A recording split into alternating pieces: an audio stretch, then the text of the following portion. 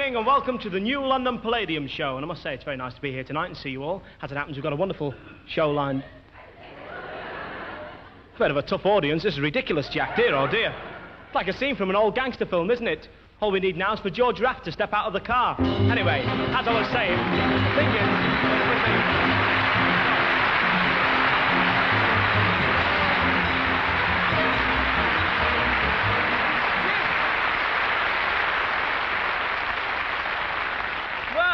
How nice to see you, Mr. Raft. Well, you don't have to call me Mr. Raft, Jimmy. You can call me George. Oh, thank you very much, George. You're welcome. Terrific. Next to you. Great. Anyway, the first thing I must say to you is, what are you doing over here in England? Well, Jimmy, to tell you the truth, I got a yen to see some of my old pictures. And the only place they show them now is on the television. Over here, yeah.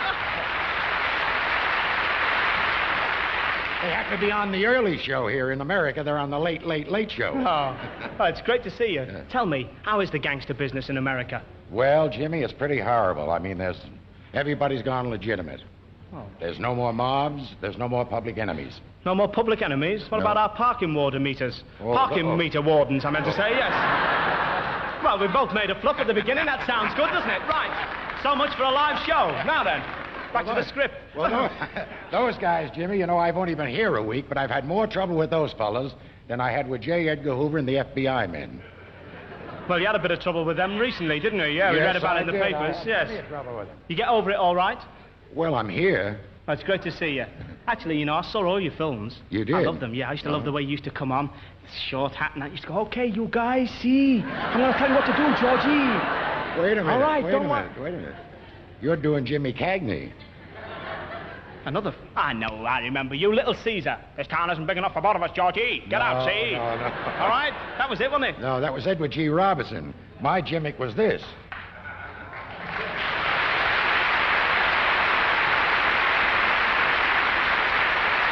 Of course. We all remember Scarface. Can I have a try at that? Yeah, I wish you would have a go.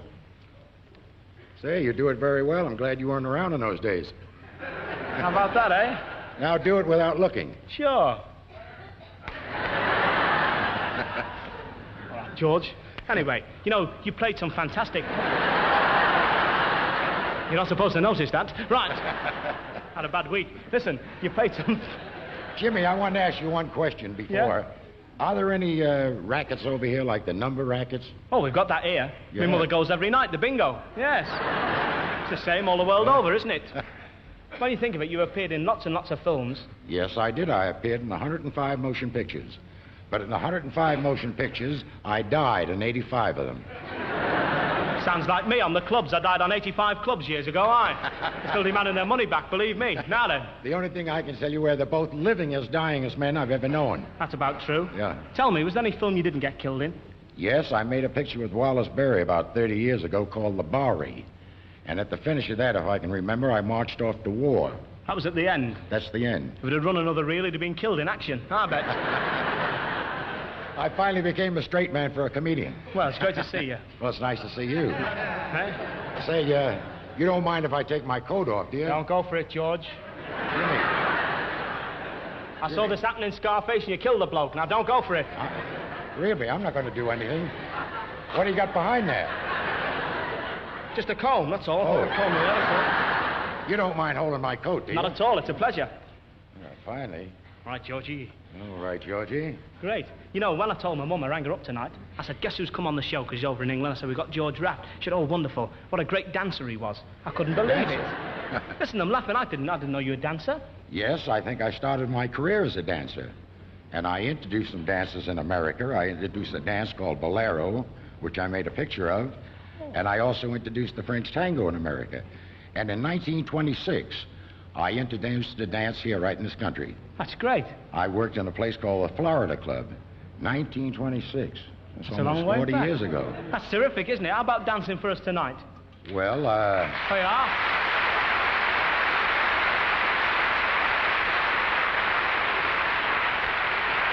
Well, if you'd like to see me dance, I mean, you take a chance. I'll try.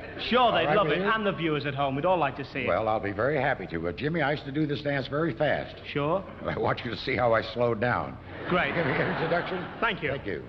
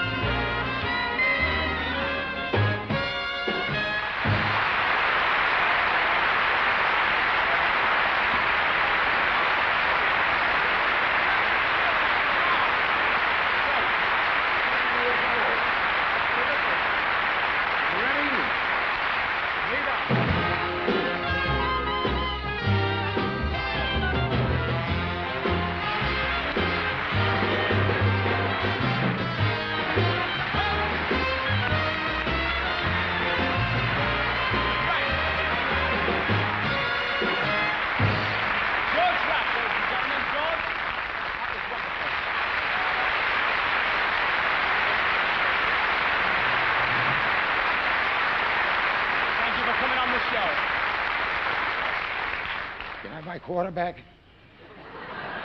Thank you. Thought you hadn't noticed it. How about that?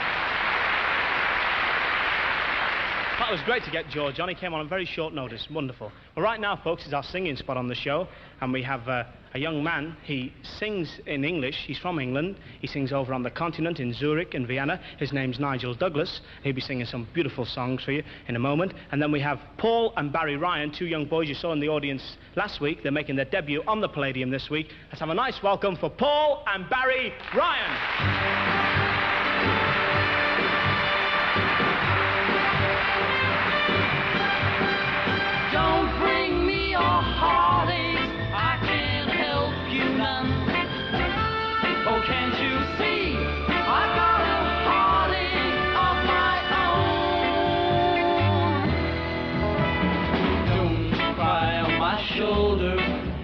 For crying on. I know you're sad, but there's nothing I can do. I'm gonna need my shoulder to get me through the crowd. 'Cause if I stop, you'll see I'm crying too. Don't bring me your heartaches, I can't help you none. Oh, can't you see? I got a heartache of my own. I came to the party. She said she'd see me there. She walked in holding hands with someone new. What kind of heartbreak party has this turned out to be? I gotta go before I break in two. Don't bring me your heartaches, I can't help you none.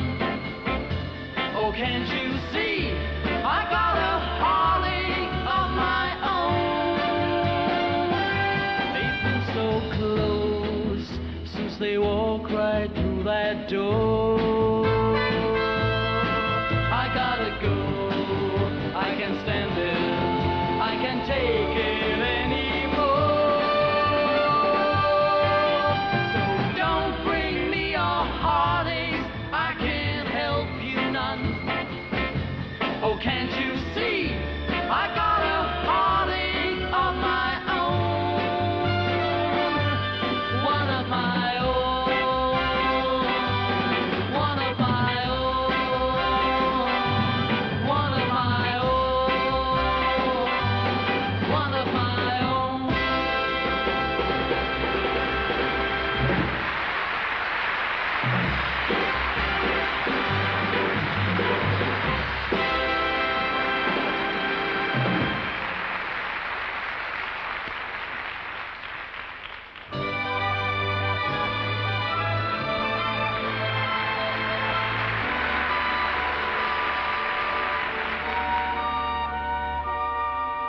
My heart sees her yet, my heart can't forget Vienna, dear city of song, a land of delight.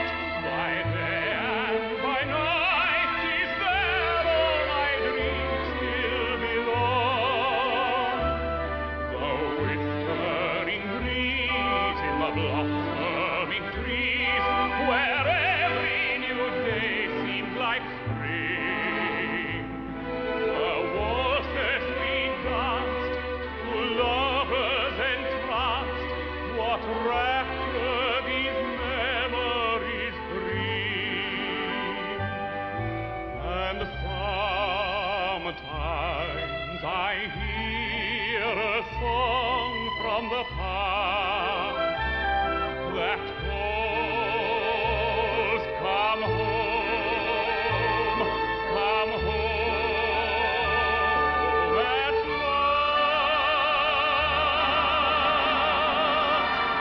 Call me Vienna mine, call me again with your sound divine.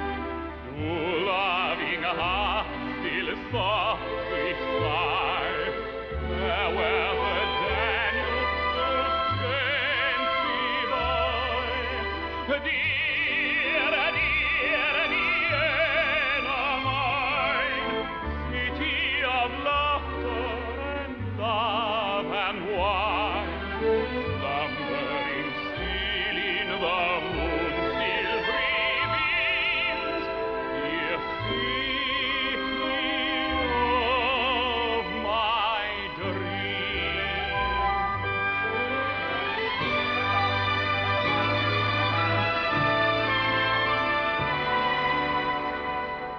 Call me Vienna mine, call me again with your song divine. Oh, loving heart, still softly sigh. There where the Danube flows gently by. Dear, dear Vienna mine, city of laughter and love and wine, slumbering now in the moon's silvery beams, dear city of my dreams.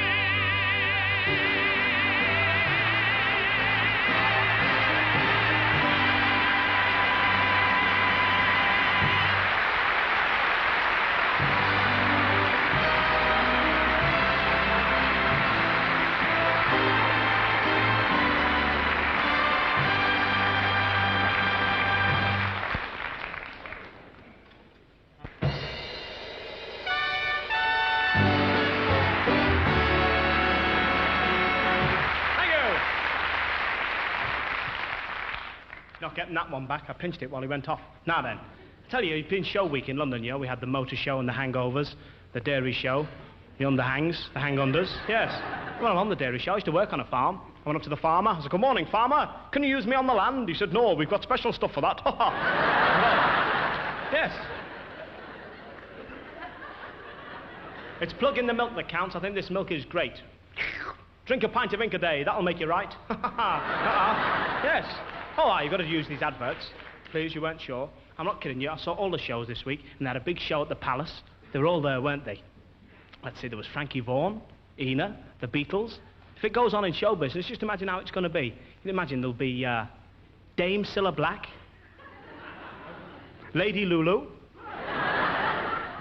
Lord Streaming Lord Such, the Honourable P.J. Proby Esquire, and Bonnie Prince Charlie Drake. The shortest night of the year. Yes, dear old Charlie. Oh.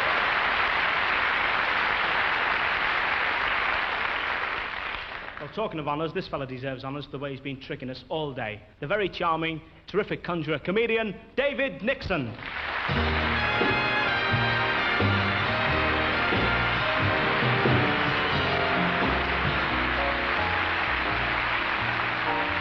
Thank you very much for a wonderful welcome. Ladies and gentlemen, I have a little bedtime story for you. Once upon a time, there were two men, and one was called Mr. Smith and one was called Mr. Wilson. And Mr. Smith was all strung up about something, and he'd kept Mr. Wilson hanging around for a whole week, and it was imperative that they should string along together. And although they met several times, they were never quite able to tie the knot. It was a very ropey situation. And then suddenly they both thought, I wonder if I'm asking too much. Perhaps we ought to meet each other halfway, and so they did.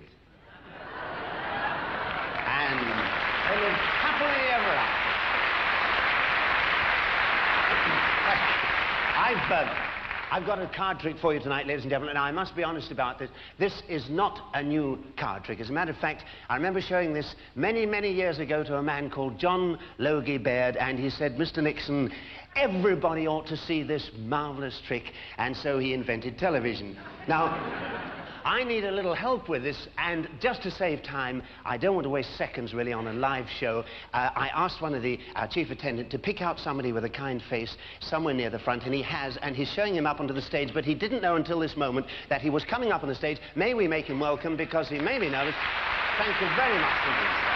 I'm awfully grateful. I won't pull your leg at all. Will you come and sit down over here? Sir, would you mind me asking your name? Roy. Sir, did you... Roy. Yeah, Roy. Mr. Thompson, Roy, may I say Roy? Now, Roy, word of honour, you didn't know we were going to meet, did you? I didn't know. You've no idea what's going to happen? I haven't. Well, join the club. No, Thank you all the same. Now you are on the stage of the London Palladium. You are over 13, aren't you? I think so. Yes.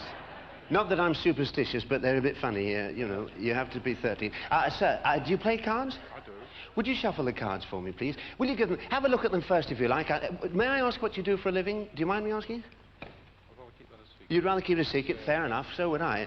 But that's one of the things about my business. You do shuffle. Yes, I can see you do. Not too much. I've got a living to make. Thank you very much, sir. The cards are thoroughly shuffled. Now, do you play cards very much, sir, or just a little? Frequently. But you know the cards pretty well. Yes. May I ask you a great favour, sir? Would you take one of these out and look at it? But don't let me see what it is for the moment. You can have any one you like. You looked at the cards, did you? And the cards were all different. You saw that. Now, would you just hold the card up for about 5 seconds to the audience? Don't say what it is. Whatever you do, it makes it too easy for me. Hold it up to the audience. Let them see what it is, and then put it down again. And I have a packet of envelopes here, Mr. Thompson. These are perfectly ordinary envelopes. As a matter of fact, I got them in a shop just down the road here yesterday. There's a very nice girl in this shop. You may know it. I walked up to the counter, and I said to this girl, "Excuse me, do you keep stationery?" And I can't tell you what she said. But it was very embarrassing. Would you take one of these envelopes out for me? You can have any one you like, sir. And will you look inside, make sure that it's perfectly empty. It really is empty, but check that if you will, and then put your card into the envelope. Now, I think that's fair. Mr. Thompson is putting his own card into his own envelope. And would you mind sticking the flap down? Oh, he's done it. I'm very... I don't like to taste myself. No, these are second-hand. I'm sorry about that. And just to make sure, have you got a... Would you sign your initials over the flap? I have... You have a pen? Have you got one? No, I haven't got one. Well, I have one here. Oops, I nearly gave you my radio mic. No, they're very uncomfortable. I have a little wireless set here. I'm not really putting it on all that much, you know. It's this little transmitter. I can't tell you where the aerial goes, but it's cold. No, you'd think they'd warm it for you, wouldn't you? Will you sign your initials over the flap, sir? Just across the flap. That's lovely. Now, that is your real initial, sir? Yes. I can't read it, sir. RT. Oh, it's upside down, sorry. That's better. You know, if you take this to a chemist, he'll make it up for you. Can I... No, you're being very patient, Mr. Thompson. Can I ask you one more favour? Will you sit on the envelope, put it on the chair, and sit on it? It doesn't matter which way up, whichever's more comfortable. Now, may I, as a slight token of my appreciation, may I offer you a cigarette? I know you smoke because I looked through the curtain at the start of the show and I saw you doing it. There is a... I'll give you a light, sir, but there is a catch in this. Do you think I could have one of yours? Could you spare me a Oh, that's a bit of luck. I was hoping you'd have some on you. Thank you so much. Now, you can spare this, can you? You sure it's... Thank you. Don't show the packet too much. You'll have me in trouble. Now, this... Oh, these are Turkish, aren't they? Are they Turkish? No, not Turkish. Oh, you've been sitting on them. Oh, well... Help yourself to the matches. Now, sir, the matches are fourpence a box, so don't go mad, will you? And it's the rough edge. May I? Whoops, that's how I lost it. Now, you're all right. Oh, I'll take it. That's fine. Finished with this? Yep.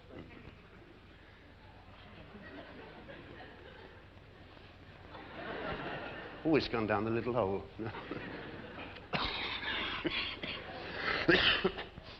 All right. Did you roll this one in bed, Mr. Thompson? It's very rude of me. Don't think I'm criticising the cigarettes, but this one you've given me seems a bit loosely packed. There's nothing in my hands, you can see. I'm going to take your cigarette, sir, and tear it down the paper like this, and pull the paper off the cigarette like this. There's something inside here. It looks almost like a card, a playing card. It is the 4 of diamonds. Was this the card you chose from the pack? Well, I expect you've guessed that the 4 of...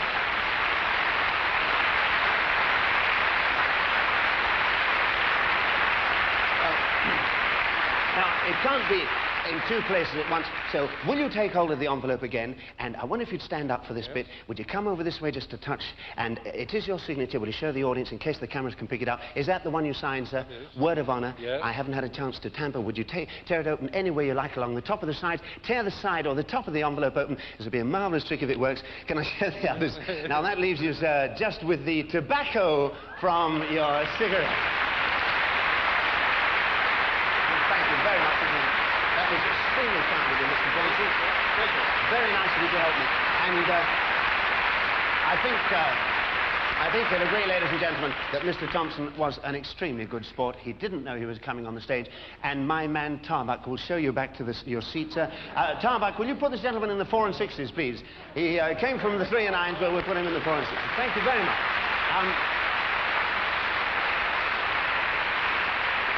Thank you very much, Mr. Thompson. Hello, Jimmy. Hey, nice to see you, David. And you, and thank you very much for helping me like that. You do it very well, don't you? Oh, well, it's a living, you know, I think. I know how it's done, you know. Ah, you don't. Trick cards. No, it isn't. No, Yes. no, I deny this. I never use trick cards. No, it's not true. Trick cards, I've tumbled. Trick No, cards. it isn't, Jimmy, it isn't. It's what they call sleight of hand. Sleight of hand.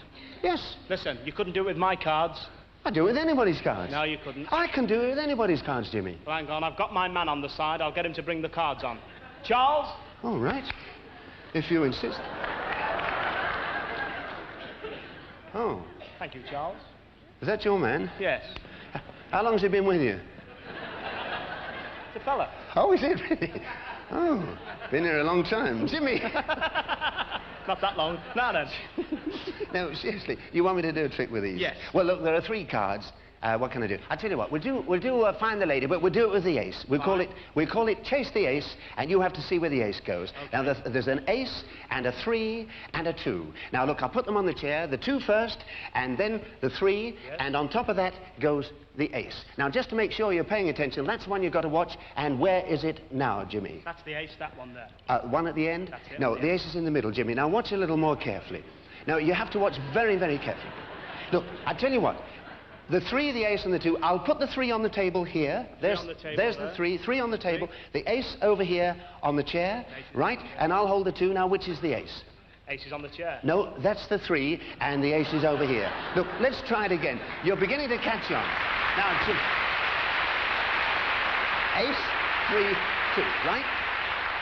Jimmy, I'll turn them round very slowly. I'm going to hold the ace and turn them slowly. Now, nothing's changed. I'm holding it as a marker there. all the time. There's the ace. You see, now, if I take the ace away like this, I'm going to put it on the table. So say to yourself, ace on the table, 3 on the chair. Ace on the table. Ace on the table, 3 on the chair. Now, there's the ace. See, ace on the table, 3 on the chair. All right? Now, there's the ace and the 3 on the chair. Turn it in. What? I blimped, I saw. What? Yeah, it's one of them, quick.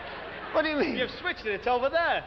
No, I told you. Look, the 3 on the chair and the ace on the table. Jimmy, now, you're really beginning to get the message now, Jimmy, Not if I may half. say so. Yes. So I'll let you take it out yourself this time. Right. Now, right. Now, there's the ace. There's the ace. You take the ace out and hold it. Hold it face down like that. You've got the ace. Just have another look. Make sure. See? Yes, there it is. Grab it. Look. And I'll take the 3 like that. And I'll put the 2 over there. Now, what have I got? The 3. What have you got? The ace. I've got the ace. How'd you do it? Oh! Easy. David Nixon.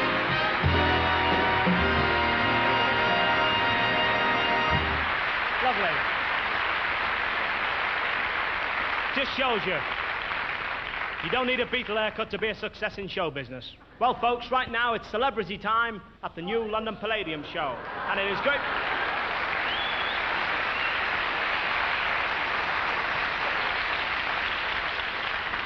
Stop the show while I bring you all the mysteries of the Orient, sir. Braces, oh, direct from mysterious vellum.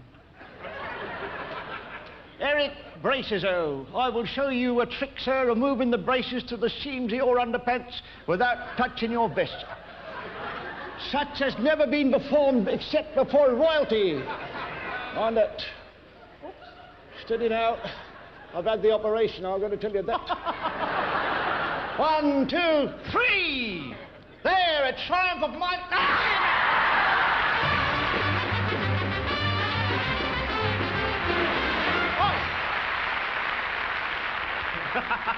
David Nixon taught me that one. Yes, right. But it really is celebrity time in the audience, and the first personality I'm going to introduce is a personal friend of mine, a great big pal of mine from home in Liverpool. He's only here for a short while before he goes to Tokyo to fight for the bantamweight title of the world. I've got it right, haven't I, Alan? There he is. He's a great boxer, a great lad. Alan Rudkin, all the best over there. Yes. All right. Follow. Come round afterwards. Very old mate. Yes, and right down there I see a young lady in the audience. What a darling, dear, oh dear. She's over here for another title, the Miss World title. She's from South Africa. She's Miss South Africa, Carol Davis. Carol?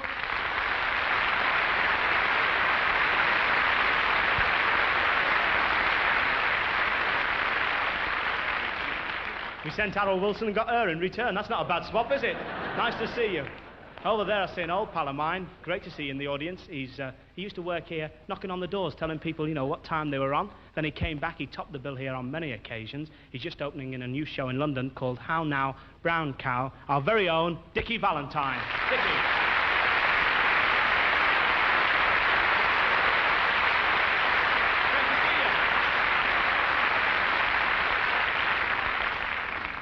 We've made great friends with a chum here on the show for 6 weeks.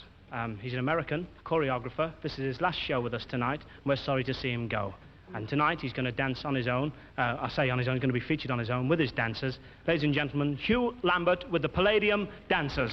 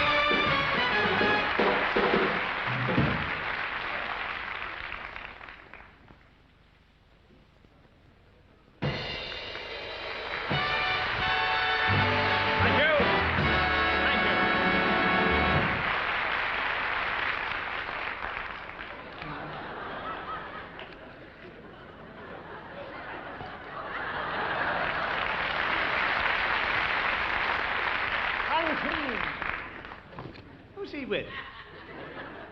Well, right now, folks, it's a great pleasure to introduce my favourite pianist, your favourite pianist, the man with the dazzling smile, Russ Conway! Whoa!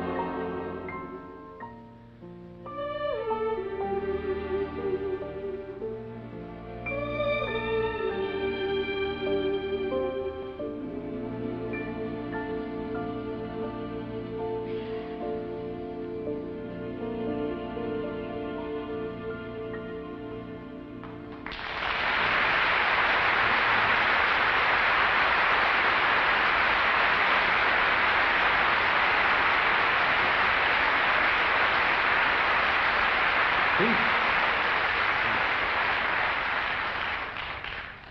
Just in case you didn't know, that's a very, very lovely song entitled The Folks Who Live on the Hill, and lovely done by the Mike Sam Singers. And not forgetting, of course, Mr. Farnell. The last time I did Sunday night at the Palladium, I played a tune called Little Leprechaun, which was written by Les Reed in 6/4, 5/4, 3/4 and 2/4, and none of us actually ever made out what for. I'd like tonight to take one that was written by Michael Carr, and I've recorded it. I blatantly take this opportunity of saying it's my latest recording called The Beggars of Rome.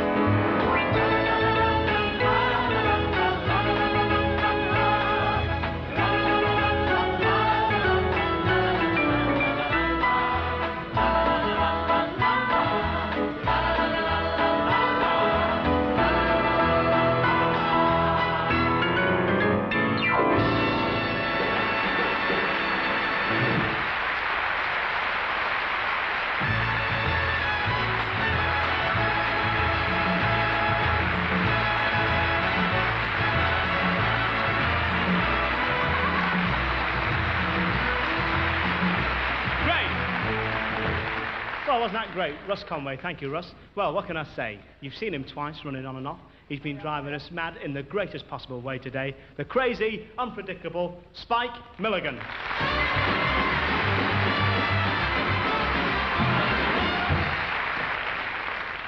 It's not good enough. Do it again.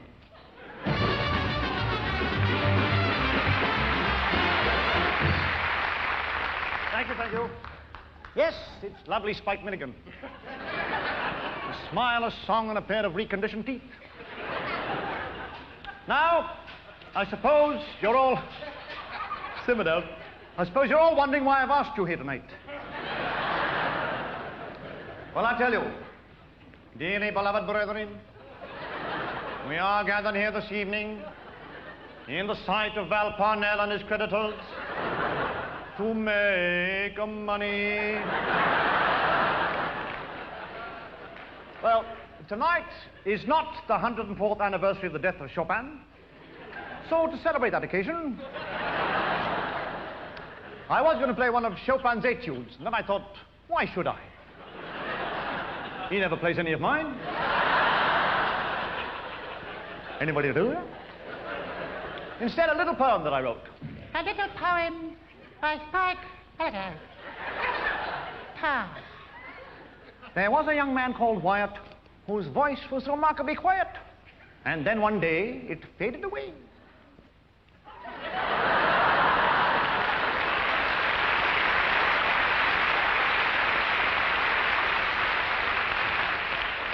Thank you. Any questions?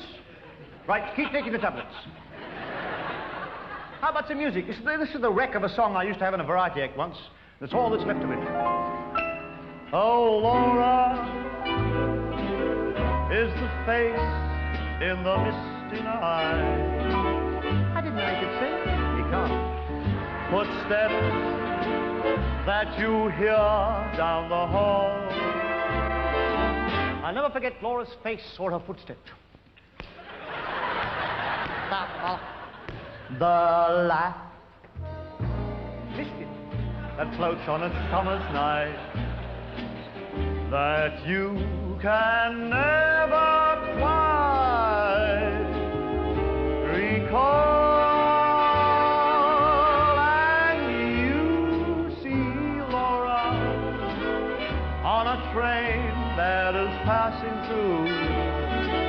Yeah, that's a picture in the house.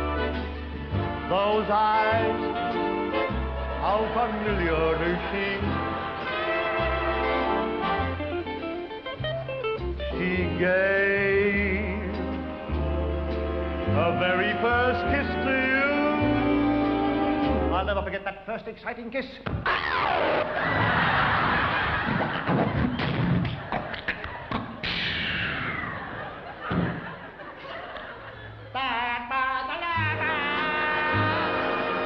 But she's only a dream.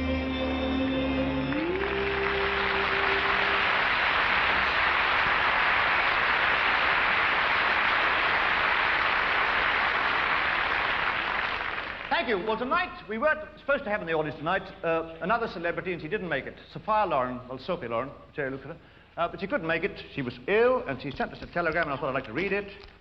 She says, can't be with you tonight. Sorry, confined to bed with a heavy chest cold. Oh, those germs know how to live, folks. But we have another sporting celebrity in the audience, another top heavyweight. Brian London. Brian, come on. I'm sorry, madam. I'm awfully sorry.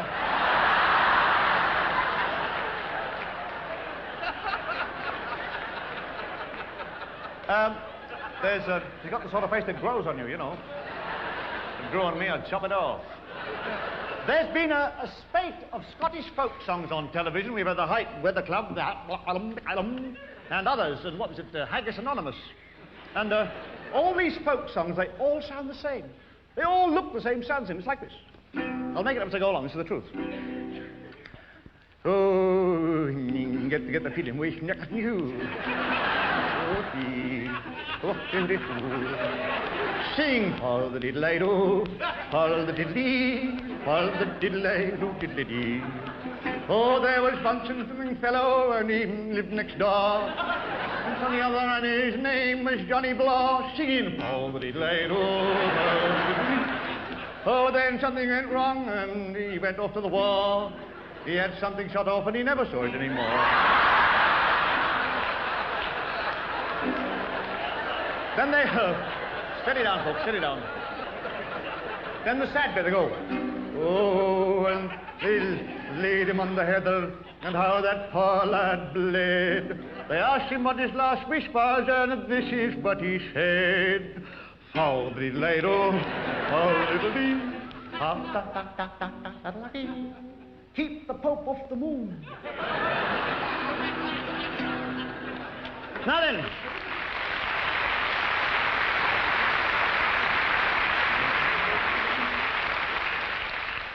There was a young man of Darjeeling who caught a bus at Ealing. It said on the door, don't spit on the floor, so he stood up and spit on the ceiling.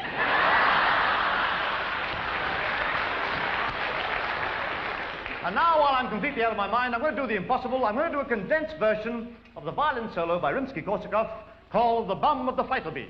I'll say that again. The Bum of the Flytleby.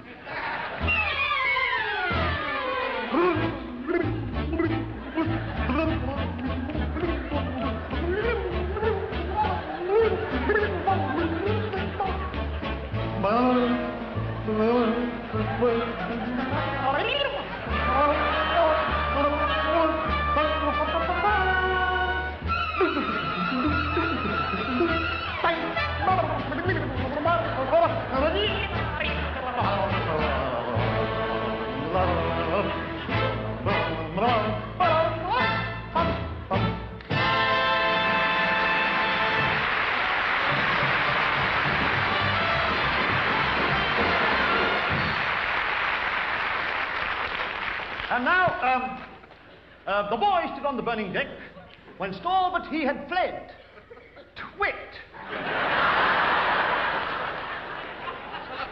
Jack Parnell is a little twit. Have a mass twit saying, shall we? For the first time on the Palladium, after me. He is a twit. Come on. He is a twit. And again. He is a twit. There, a majority.